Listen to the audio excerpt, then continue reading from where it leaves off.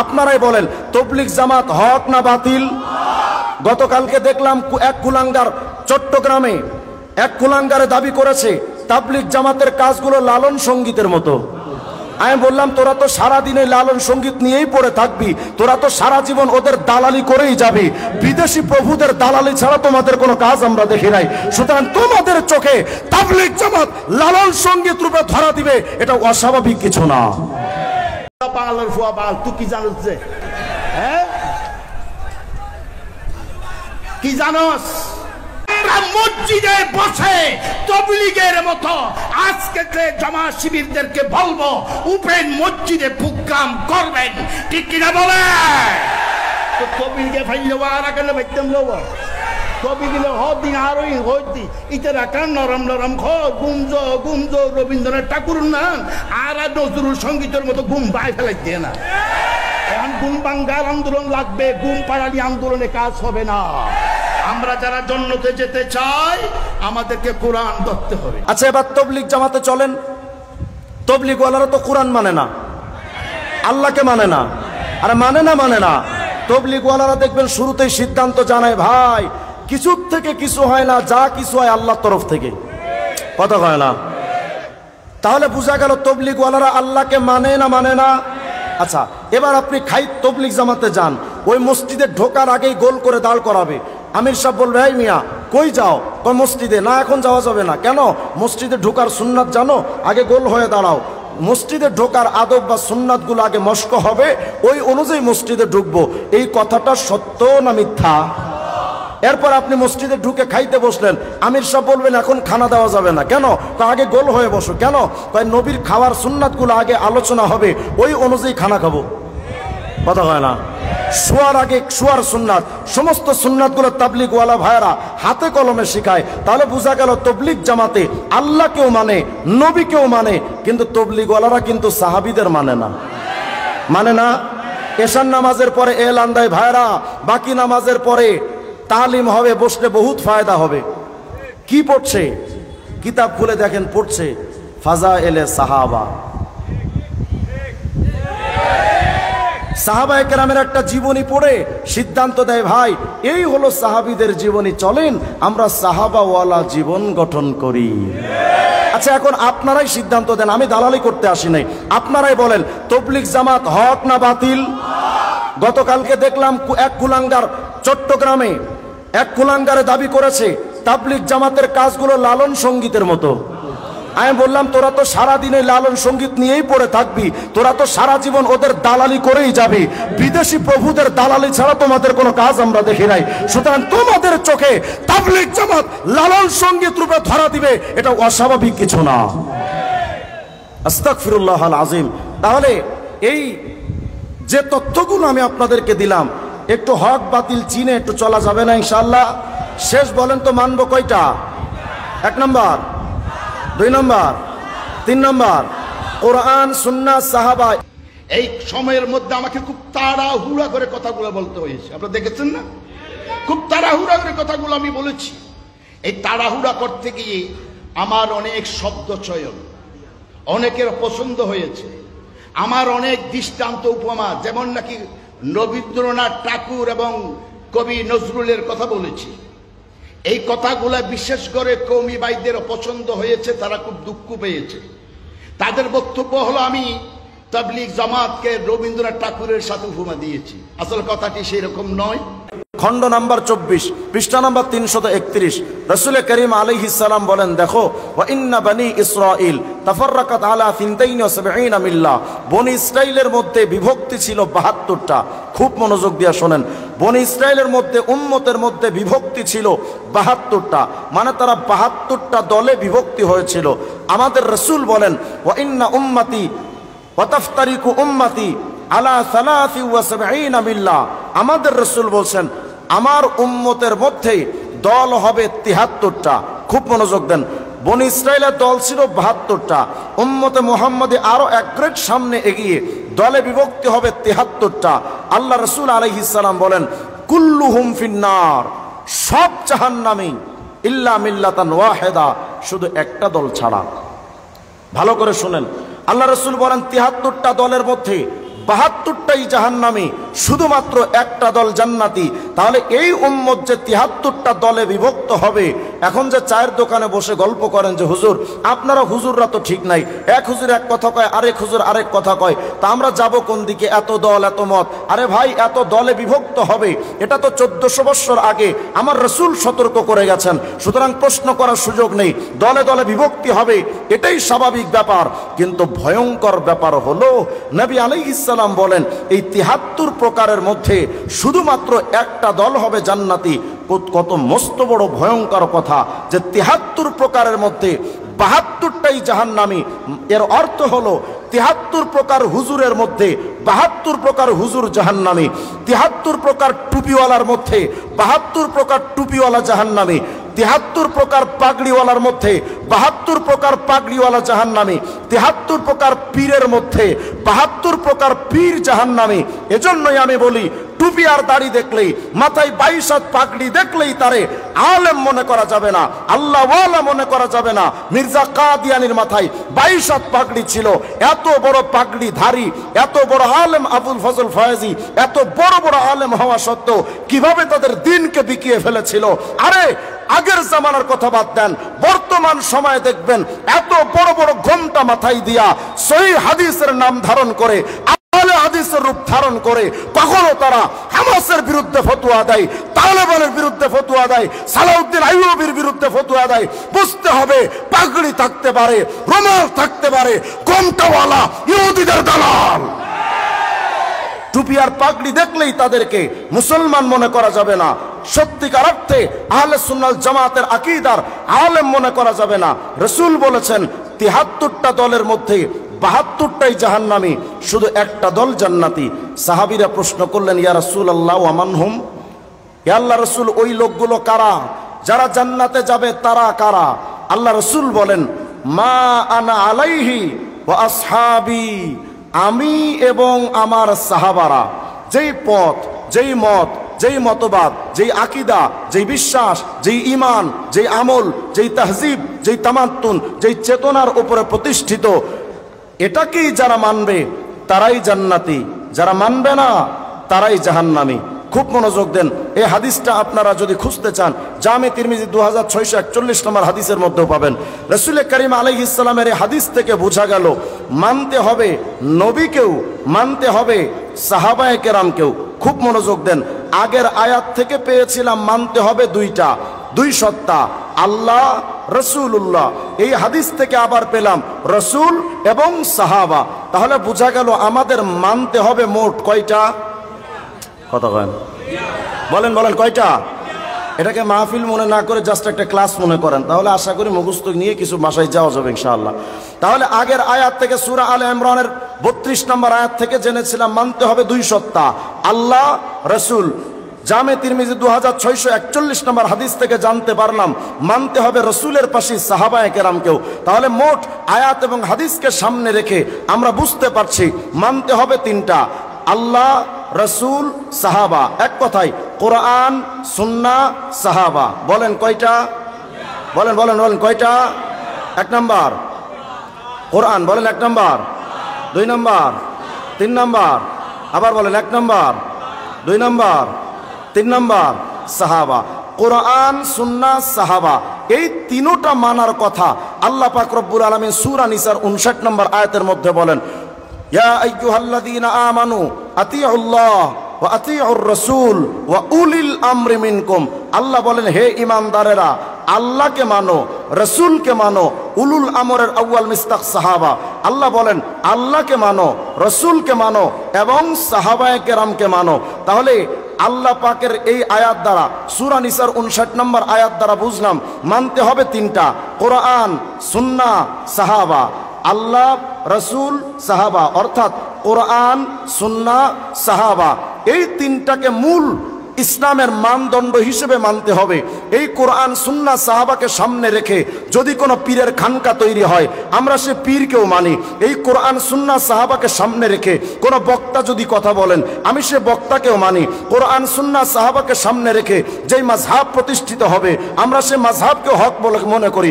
এই তিনটার উপরে প্রতিষ্ঠিত কোনো কিয়াস যদি তৈরি হয়, ইজমা যদি তৈরি হয়, আমরাও সেটাকে হক মনে করি। কোরআন সুন্নাহ সাহাবাকে সামনে রেখে যারাই দাঁড়াবেন আমরা তাদেরকে মানি। কিন্তু সুস্পষ্ট কথা হলো, কোরআন সুন্নাহ সাহাবাকে বাদ দিয়া আমার ভাই যদি আমাকে চলতে বলে, আমি আমার ভাইকে মানি না। কোরআন সুন্নাহ সাহাবাকে বাদ দিয়া আমার সন্তান যদি আমাকে চলতে বলে, আমি আমার সন্তানকেও মানি না। কোরআন সুন্নাহ সাহাবাকে বাদ দিয়া আমার বাংলাদেশের সংবিধান যদি প্রণয়ন হয়, ওই সংবিধান আমি মানি না। কোরআন সুন্নাহ সাহাবাকে বাদ দিয়া আমার নেতা যদি চলতে বলে, পীর যদি চলতে বলে, আরে পীর আর নেতার উস্তাদ কেন, আমার বাংলাদেশের রাষ্ট্রপতি আর প্রধানমন্ত্রী যদি চলতে বলে, কোরআন সুন্নাহ সাহাবাকে বাদ দিয়া রাষ্ট্রপতি প্রধানমন্ত্রী কিচ্ছু মানি না আমরা। বলেন মানবো কয়টা? এক নাম্বার বলেন, বলেন এক নাম্বার, দুই নাম্বার, তিন নাম্বার। এই কোরআন সুন্নাহ সাহাবার বাহিরে যদি কেউ এই তিনটাকে বাদ দিয়া আমি রিজওয়ান রফিকি যদি বলি আমাকে মানো, মানা যাবে? যদি আমার উস্তাদ বলেন যে তিনটা বাদ দিয়া আমাকে মানো, মানা যাবে? এই তিনটাকে বাদ দিয়া যদি কেউ কোনো পীরকে মানতে বলে, সেই পীরকে মানা যাবে?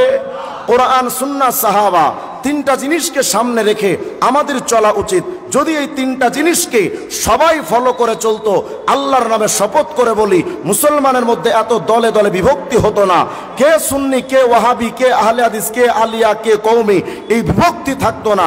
যখনই আমরা কোরআন সুন্নাহ সাহাবা থেকে একটু বের হয়ে যায়, তখন বিভিন্ন দলে দলে বিভক্তি শুরু হয়ে যায়।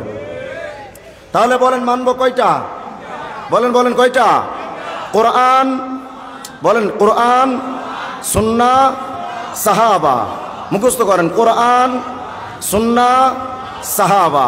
আল্লাহ তাআলা আমাদের এই তিনটা জিনিসকে গুরুত্ব সহকারে বোঝার তৌফিক দান করেন।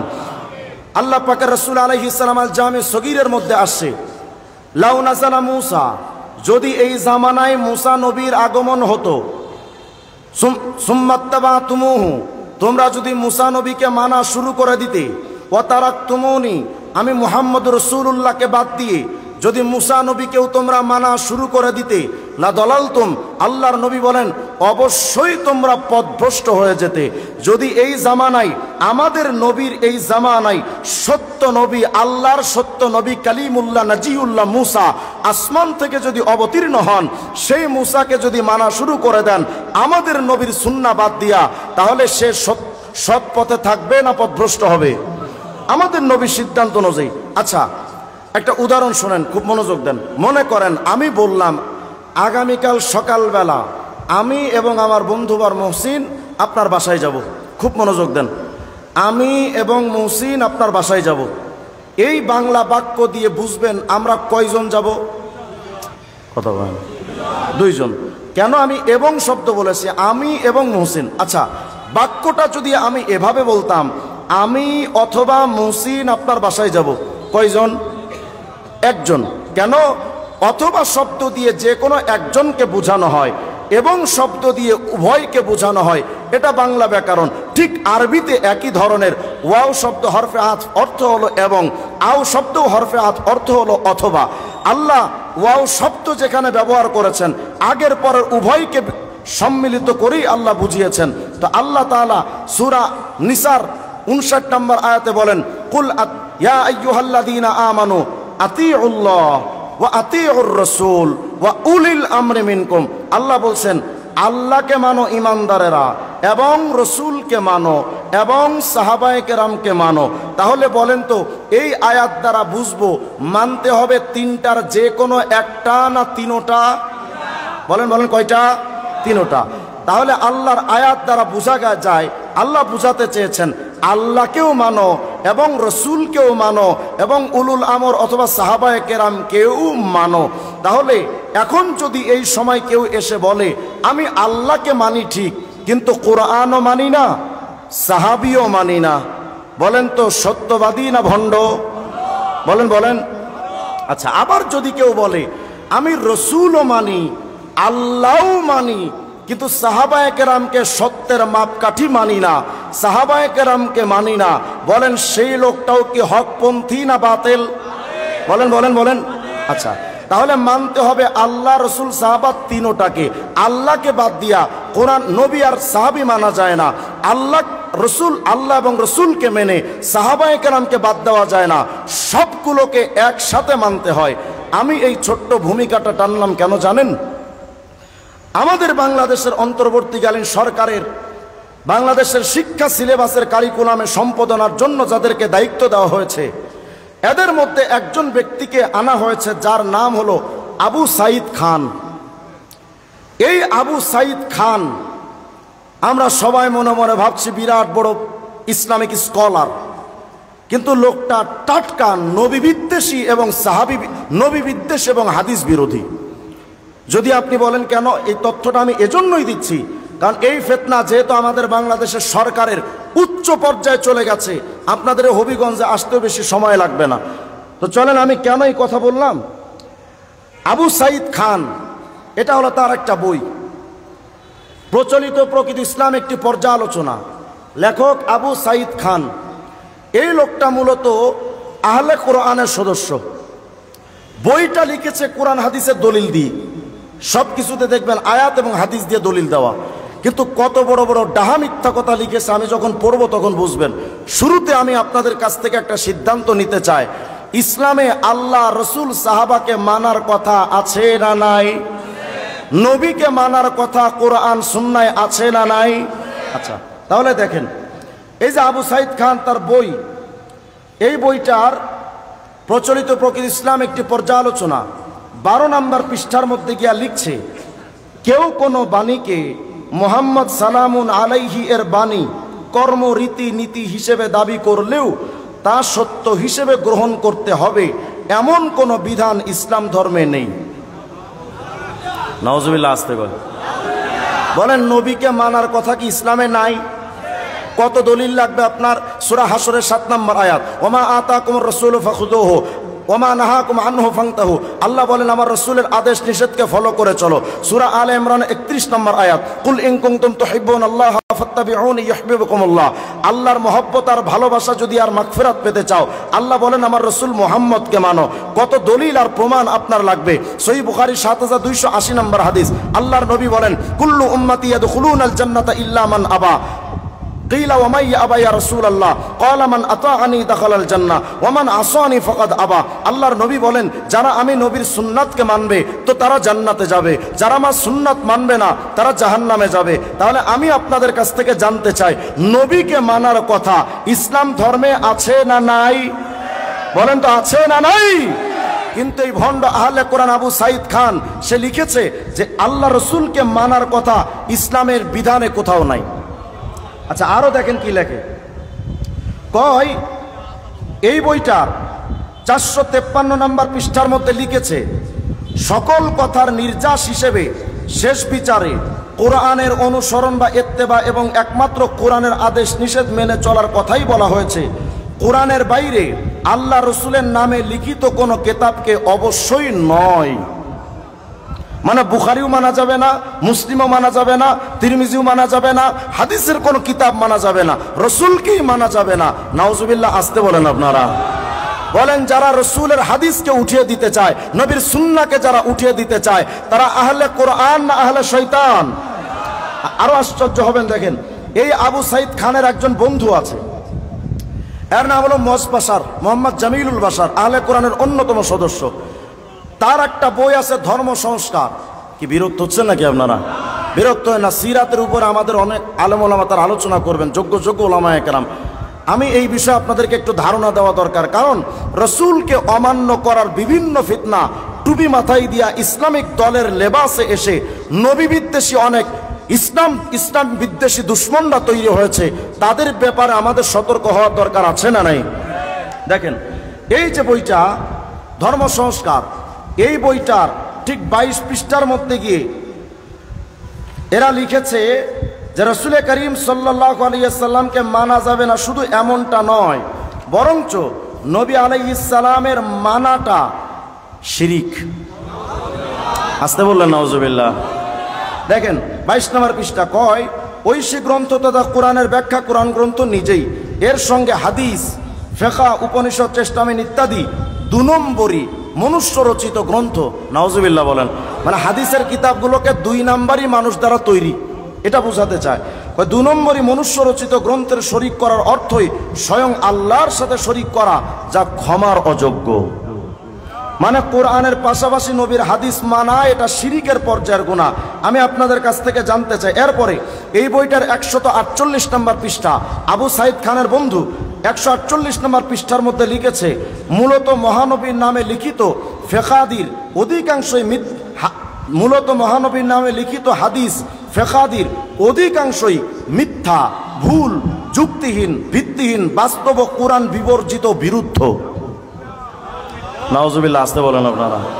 তাহলে বলেন এই লোকগুলো কি মুসলমান না বেঈমান?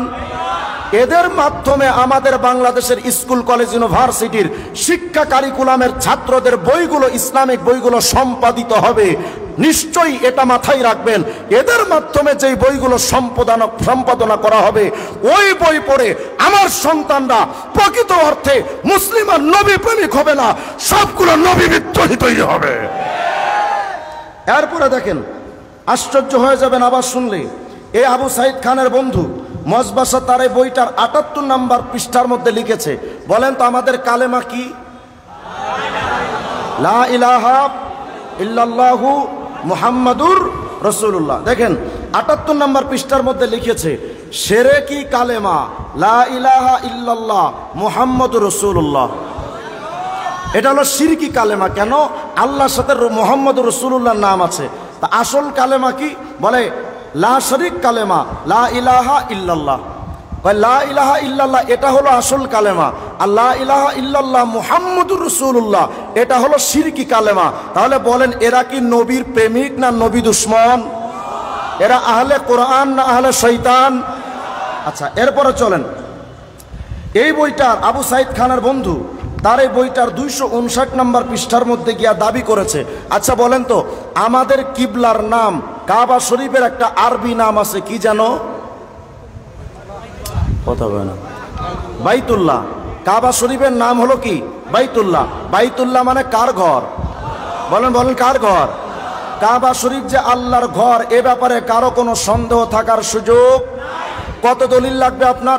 সূরা বাকারার 125 নম্বর আয়াত, সূরা হাজের 26 নম্বর আয়াত, সূরা নূহের 28 নম্বর আয়াত। আল্লাহ বলেছেন আতাহিরা বাইতি আলিত-তাইফিনা ওয়াল আকিফিনা ওয়ার রুকআই সুজুদ। আল্লাহ ইব্রাহিম আর ইসমাইলকে বলেন, ইব্রাহিম আর ইসমাইল আমার ঘর, এই কাবা শরীফ আমার ঘর, এই ঘরটাকে তোমরা পবিত্র করো। তাহলে কাবা শরীফকে নিজের ঘর বলেছেন কে?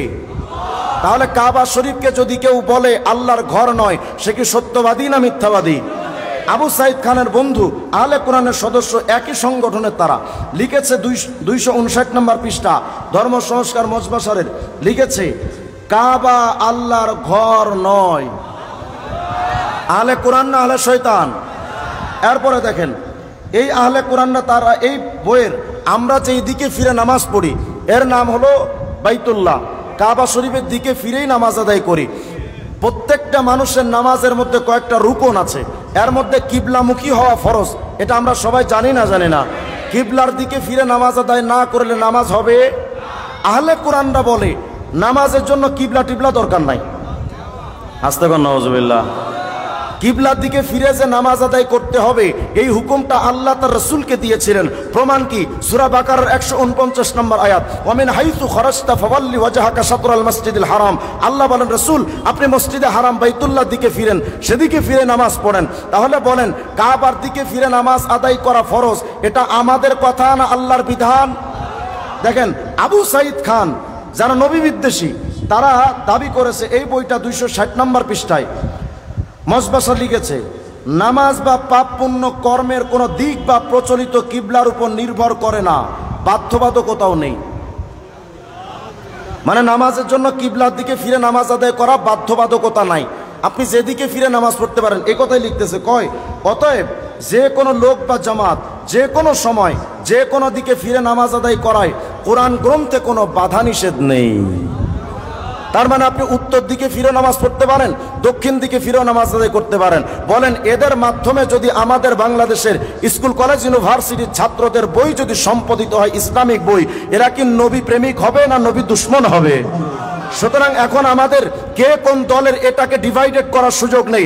আমি সুন্নি ভাই তোমাকেও বলি, ওহাবি ভাই তোমাকেও বলি, কওমির ভাই তোমাকেও বলি, আলিয়ার ভাই তোমাকেও বলি, দেওবন্দি চেতনার তোমাকেও বলি, আসো আজকে সবাই আওয়াজ উঠায় আমাদের স্কুলের শিক্ষা কারিকুলামে সম্পাদনা পরিষদে আহলে কোরআন যদি রাখে প্রত্যেকটার জীবন্ত পুঁতে ফেলা দরকার। আমার রাসূলের হাদিসকে যারা অস্বীকার করতে চায়, নবীকে যারা বাদ দিতে চায়, তাদেরকে আমাদের বাচ্চাদের স্কুল কলেজের ইউনিভার্সিটির আমাদের ছাত্রদের শিক্ষা কারিকুলামের ইসলামিক বই সম্পাদনা হবে, এটা হতে দেওয়া যায় না। আচ্ছা বলেন তো নামাজ কয় ওয়াক্ত? বলেন কয় ওয়াক্ত? এ ব্যাপারে কারো কোনো দ্বিমত থাকার সুযোগ? যেই আবু সাইদকে রাখা হয়েছে শিক্ষা কারিকুলামের এত উপরে, সেই আবু সাইদ খান আহলে কোরআন, তাদের দাবি হলো নামাজ 3 ওয়াক্ত। দলিল দেখেন, এই যে বইটার মজবাসার আবু সাইদ খানদের বন্ধু মজবাসার তার বইটা ধর্ম সংস্কার 278 নম্বর পৃষ্ঠা, 278 নম্বর পৃষ্ঠায় লিখেছে কোরআনে মাত্র 3 ওয়াক্ত সালাত। নাউজুবিল্লাহ ভাই, কোরআনে মাত্র 3 ওয়াক্ত সালাত। কোরআনে সকাল সন্ধ্যা 2 ও তাহাজ্জুদ অতিরিক্ত 1, মোট 3 ওয়াক্ত সালাত ব্যতীত অসংখ্য ওয়াক্ত সালাত রাকাত কোরআন বিরুদ্ধ। মানে 3 ওয়াক্তের বেশি নামাজ এটা কোরআন বিরোধী। এরা তো 3 ওয়াক্ত নামাজ নাকি কোরআনে পাইছে। এক মাঝভান্ডারির মুরিদ তিনি একটা গান গেয়েছেন, আমরা প্রত্যেকেই সত্যিকার অর্থে রাসূলকে মহব্বত করি, নবীজির আনিত কোনো বিধানকে কেউ যদি বৃদ্ধাঙ্গুলি প্রদর্শন করে, সে যে দলের হোক না কেন, আমাদের তাদের সাথে সম্পর্ক থাকতে পারে না। গান বানাইছে, কয় 5 ওয়াক্ত নামাজের কথা লেখা নাই ভাই কোরআনে প্রমাণে, মারেফতের নামাজের ভেদ কয়জনে জানে।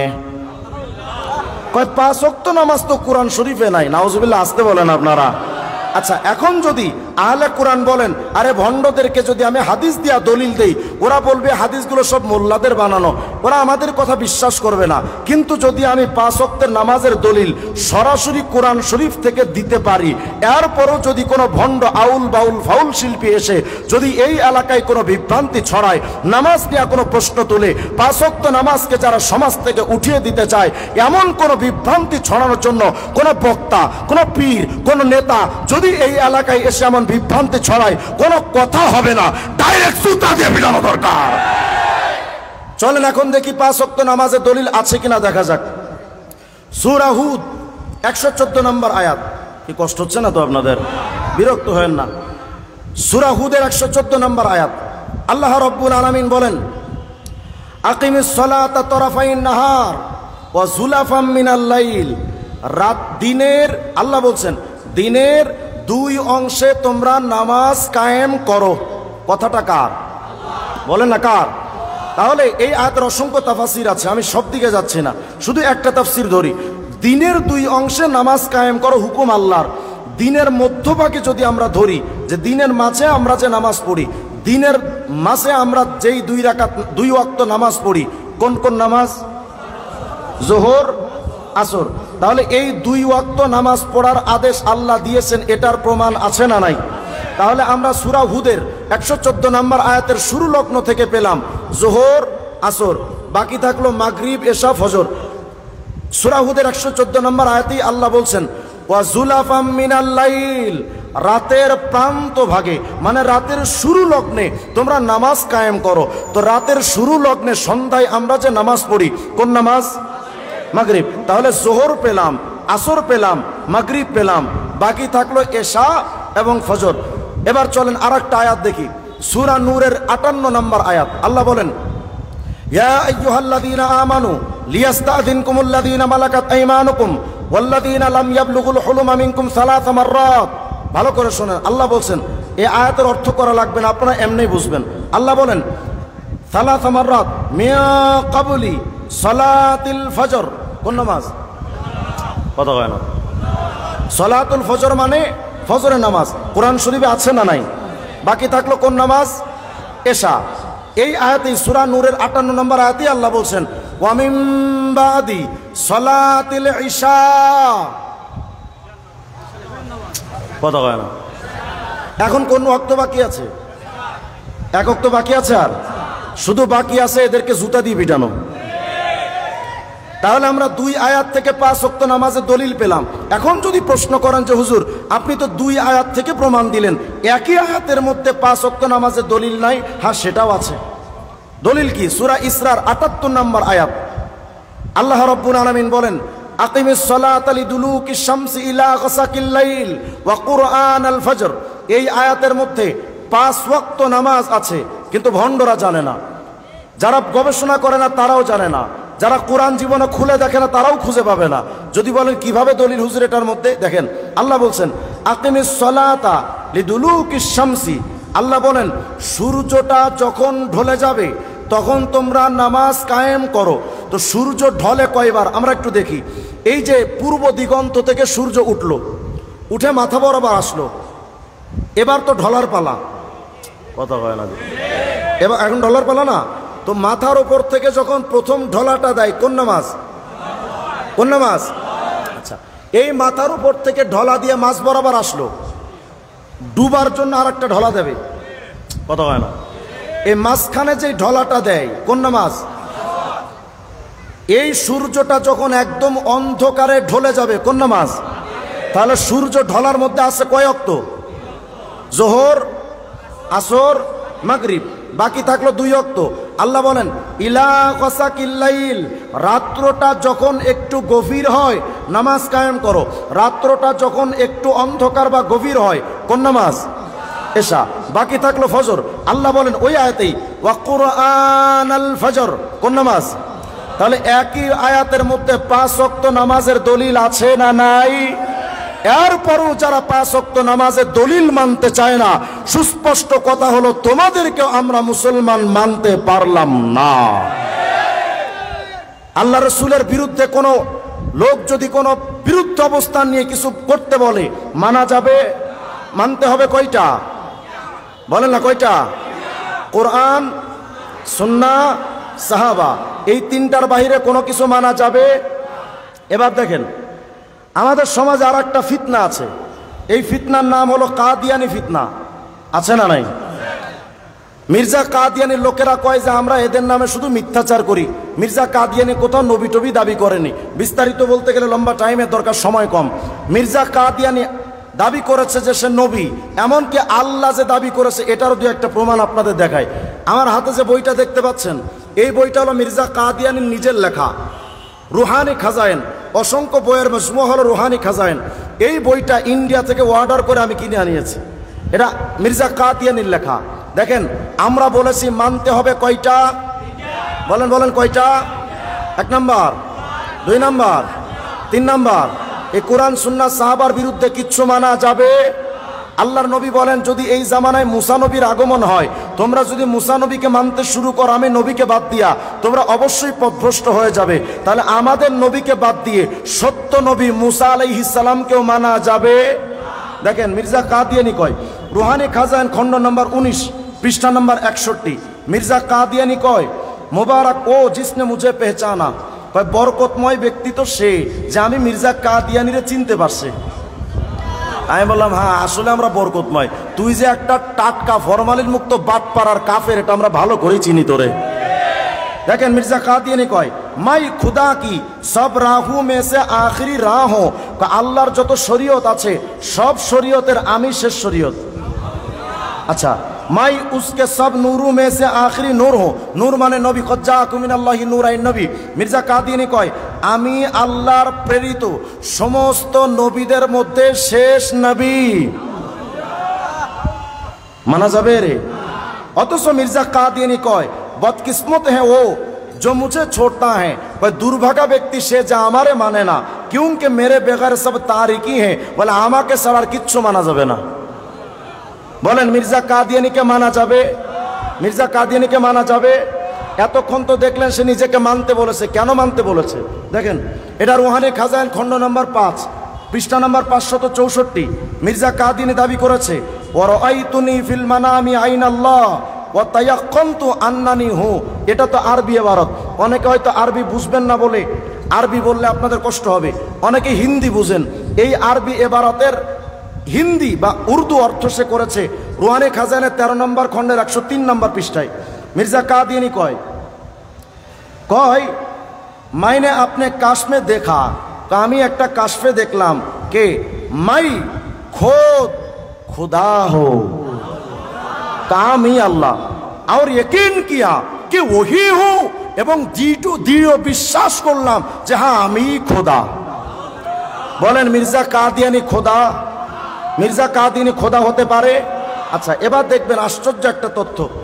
এই যে রুহানি খাজাইন 22 নম্বর খণ্ডের 521 নম্বর পৃষ্ঠা, শুধু যে নিজেকে আল্লাহ দাবি করছে এমন না, কয় हर एक नबी का नाम मुझे नाम दिया गया है, चुनाचे जमुल के हिंद में कृष्णा नाम एक नबी गुजरा है जिसको इन लंबा आलोचना कय उसका नाम भी मुझे दिया गया। भाई हिंदुस्ताने जे एक कृष्ण नामे एकजन लोक आसछिलो, आमी मूलत सेई कृष्ण। तो तुई जदि कृष्ण हबि तो आल्लाह हबि केमने? कथा हय ना? आरो आश्चर्य हबेन, शुधु आल्लाहर कृष्ण दाबी करे शेष करेनि। एबार देखें कि कय माई आदम हो, मैं आदम, मैं नूह हो, मैं इब्राहिम हो, मैं इसहाक हो, मैं याकूब हो, मैं इस्माइल हो, मैं मूसा हो, मैं दाऊद हो, मैं ईसा इब्न मरियम हो, मैं मोहम्मद सल्लल्लाहु अलैहि वसल्लम हो। बोलें मिर्जा का নাকি একাই সব? আমি বললাম এই তার সেরা যদি এই জামানায় বেঁচে থাকতো হয়তো এটাও দাবি করে বসতো যে মাই হিরো আলম ও টাকলা মুরাদি हो, ও নাকি একাই সব। বলেন মির্জা কাদিয়ানিকে মানা যাবে? আমরা একটু আগে যা পড়েছি, যা শুনেছি ভূমিকায়, আমরা মানব কোরআন সুন্নাহ সাহাবা, এই তিনটার বাহিরে কোনো কিছু মানা যাবে? কোরআন সুন্নাহ সাহাবার বিরুদ্ধে কেউ কোনো ফতোয়া দিলে মানা যাবে? যারা নবীকে মানে না তারা হক না বাতিল? বলেন হক না বাতিল? আপনাদের এই এলাকায় আরেকটা সংগঠনের আবির্ভাব হয়েছে, এদের নাম হলো হিজবুত তাওহীদ। আছে না নাই? আছে, আছে। এটা হলো হিজবুত তাওহীদের একটা বই। এদের নিয়ে বিস্তারিত বলতে গেলে লম্বা টাইমের দরকার, আমি শুধু সামান্য কিছু ধারণা দিয়ে যাচ্ছি। এই বইটার 133 নম্বর পৃষ্ঠার মধ্যে গিয়ে হিজবুত তাওহীদ দাবি করেছে, বইটার নাম ইসলাম শুধু নাম থাকবে, পৃষ্ঠা নম্বর 133 কয় আল্লাহর রসুলের ব্যক্তিগত কোনো কিছু মেনে চলার জন্য তিনি আমাদেরকে বলেননি। এই বইটার 131 নম্বর পৃষ্ঠার মধ্যে গিয়ে দাবি করেছে দাড়ি টুপি পাগড়ি জব্বার সাথে ইসলামের কোনো সম্পর্ক নাই। বলেন হিজবুত তাওহীদ মুসলমান না কাফের? বলেন বলেন মুসলমান না কাফের? শেষ আর একটা সংগঠন নিয়ে বলি, আপনাদের এলাকায় বিভিন্ন সময় বাউল গান গাইতে আসে অনেক শিল্পী, আসে না? কথা হয় না? এটা হলো বাউল শিল্পীদের একটা বই। বাউল সম্রাটের নাম হলো লালন ফকির। এটা হলো মির্জা লালন ফকিরের মতবাদের একটা বই। বইটার নাম অখণ্ড লালন সঙ্গীত। আশ্চর্যজনক হলেও সত্য, এই অখণ্ড লালন সঙ্গীত নামক বইয়ের মধ্যে লালন ফকির বলেছে, বলেন আল্লাহ কয়জন? আল্লাহ কয়জন? কুল হু আল্লাহু আহাদ, আল্লাহ। বলেন আল্লাহ, আল্লাহু লা ইলাহা ইল্লাহু, আল্লাহ ছাড়া কোনো ইলাহ। এই জামানায় যদি কেউ বলে যে অমুকে আল্লাহ তমুকে আল্লাহ, সে সত্যবাদী না মিথ্যাবাদী?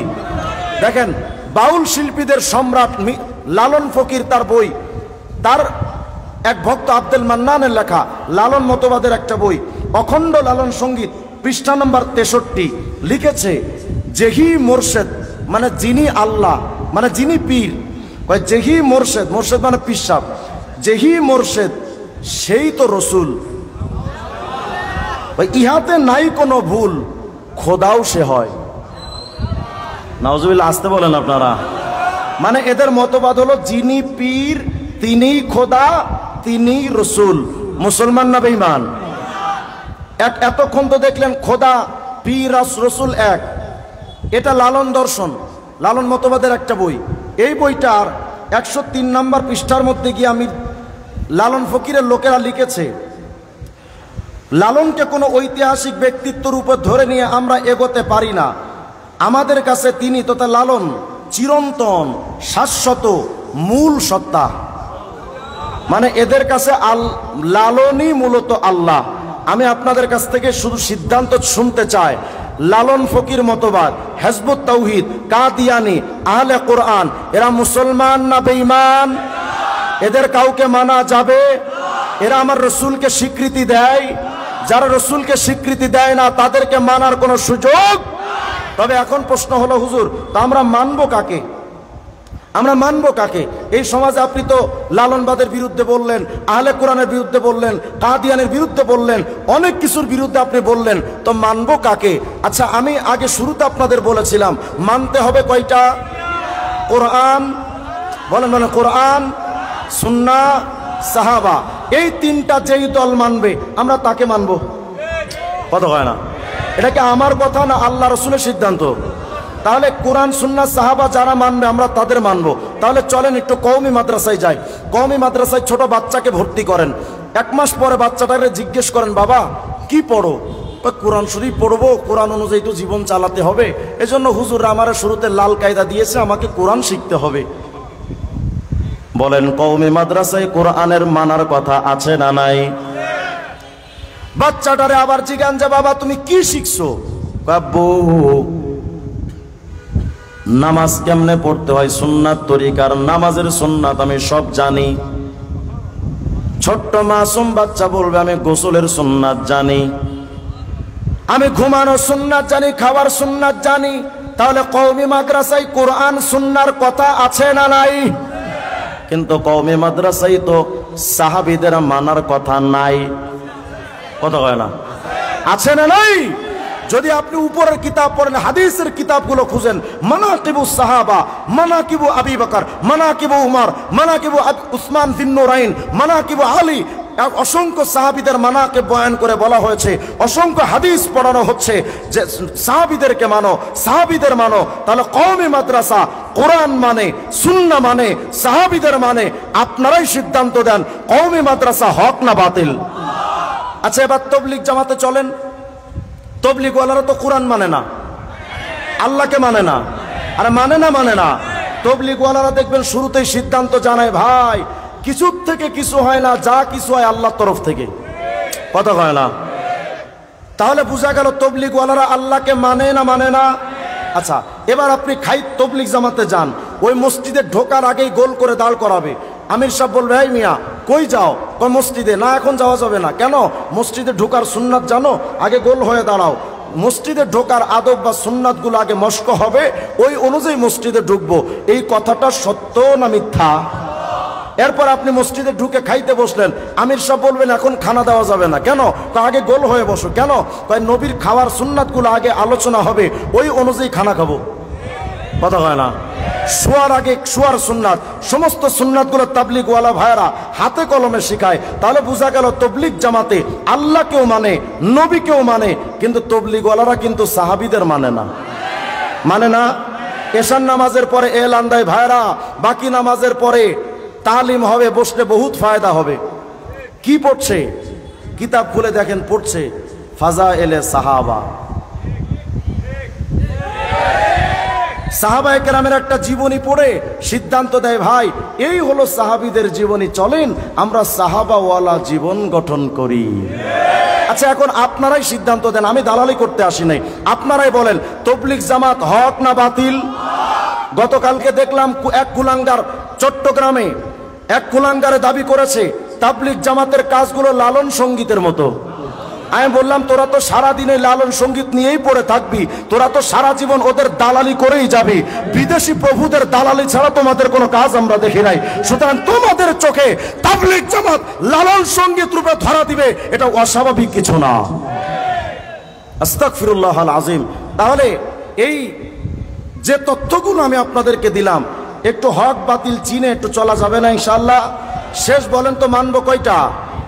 1 নম্বর, 2 নম্বর, 3 নম্বর, কোরআন সুন্নাহ সাহাবা, এর বিরুদ্ধে যদি কেউ যায় সে কাফের। বলেন সে কি? এর বিরুদ্ধে মানা যাবে? আল্লাহ তাআলা আমাদের সকলকে কথাগুলোর প্রতি আমল করার তৌফিক দান করেন, বলেন আমিন। একটা প্রশ্ন আসছে যে আরবি বাংলা জুমার বয়ানে, জুমার সময় আরবির পরিবর্তে বাংলায় খুতবা দেওয়ার ব্যাপারে বিষয়টা আসলে কি? আচ্ছা, যারা এই কথা বলে যে জুমার খুতবায় বাংলার আরবির পরিবর্তে বাংলায় দিতে হবে, কেন? বাংলায় দিলে মানুষ সবাই কথা বুঝতে পারে, এজন্য বাংলায় দেওয়া উচিত। আচ্ছা, তাহলে আমি প্রশ্ন করি, ইমাম সাহেব যখন সামনে নামাজে দাঁড়ায় যায়, ইমামতিতে দাঁড়ায়, পেছনে যে মুসল্লিরা দাঁড়ায় তারা কি ইমাম সাহেব কি পড়ে এটার অর্থ জানে? তাইলে তো সূরা কিরাত আজকে থেকে বাংলায় হওয়া দরকার। কথা হয় না? সূরা কিরাত বাংলায় হবে, সূরা কিরাত বাংলায় হবে। তো সূরা কিরাত নামাজ যেমন ইসলামে জুমার খুতবাটা এবং নামাজের বিধান এক, নামাজের ভেতরে যেমন তেলাওয়াত শোনা ওয়াজিব, ঠিক তেমন ভাবে খুতবার জুমার খুতবা শোনা ওয়াজিব। তো নামাজের তেলাওয়াত যদি আরবিতে হয়, খুতবাও আরবিতে হবে। কথা হয় না? এটা নিয়ে বিস্তারিত আলোচনার সময় নিয়ে আপনাদের মেহমান চলে আসছেন। বাকি এতটুকু আমি আপনাদেরকে বলে যাই, সমস্ত ভ্রান্ত মতবাদ থেকে আমাদের হেফাজতে থাকা উচিত।